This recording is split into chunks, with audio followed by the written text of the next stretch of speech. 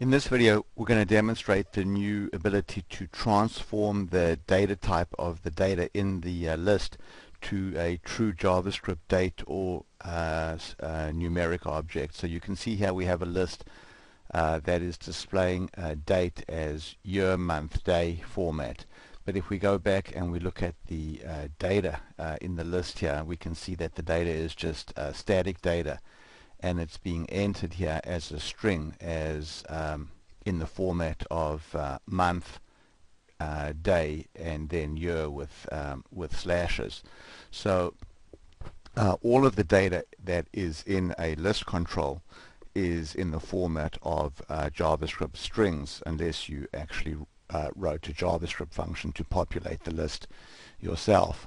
So there's now a new property in the list control on the client side field properties section, where you can go to any field in the list and transform the data type. So you can see here we've gone to this date of birth column here, and we've transformed the data type from a string to a date, and then we've specified what format the date strings exist in, so that we can pass it into a date objects. So we've specified here that the date strings are in the format of month, day, year, and there's a builder here to help you build the format strings.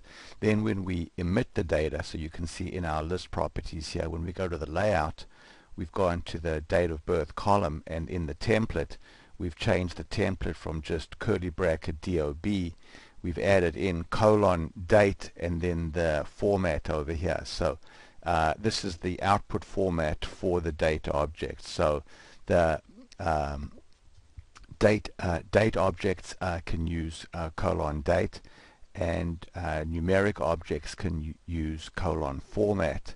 And then once you use colon format, then you can insert formatting directives, basically using the insert format directive builder over here. So this is useful for inserting formats for numeric objects.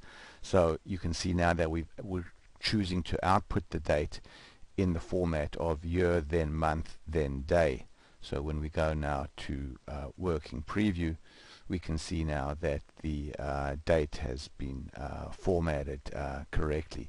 So behind the scenes, what's actually happening is that before the list is populated, the list control loops through all of the data using the new on before populate event. So it loops through all the data and then transforms the data type.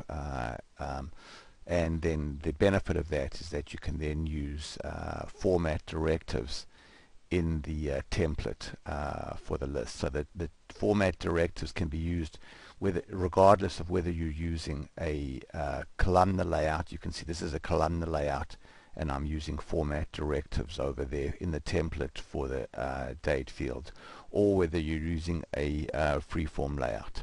Thanks very much for watching.